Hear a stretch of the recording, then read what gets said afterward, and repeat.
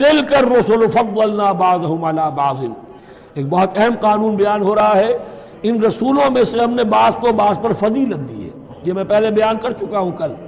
تفریق بین الرسل کفر ہے، تفضیل یہ قرآن سے ثابت ہے.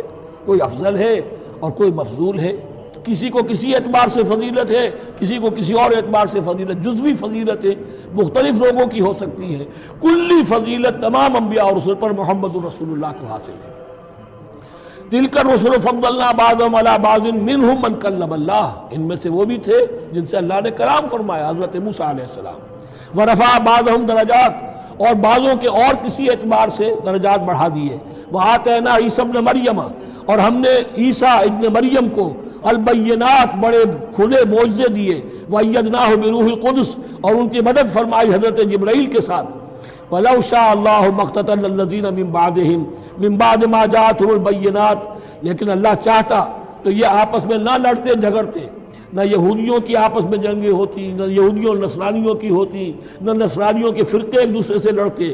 وَلَوْ شَاءَ اللَّهُ مَا اقْتَتَلَ الَّذِينَ مِن بَعْدِهِمْ مِن بَعْدِ مَا جَاءَتْهُمُ الْبَيِّنَاتُ، اس کے بعد کہ ان کے پاس واضح تعلیمات آ چکی تھیں. وَلَٰكِنِ اخْتَلَفُوا، لیکن انہوں نے اختلاف کیا.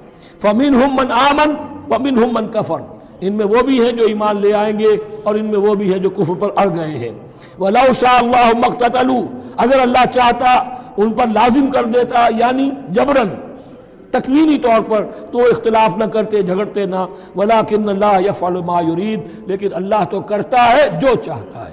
اللہ نے جو دنیا کو اس حکمت پر بنایا ہے کہ یہ دنیا کی زندگی آزمائش ہے، آزمائش کے لیے آزادی دی ہے. تو جو شخص غلط راستے پر جانا چاہے اسے آزادی ہے، جو صحیح راستے پر آنا چاہے اسے آزادی ہے.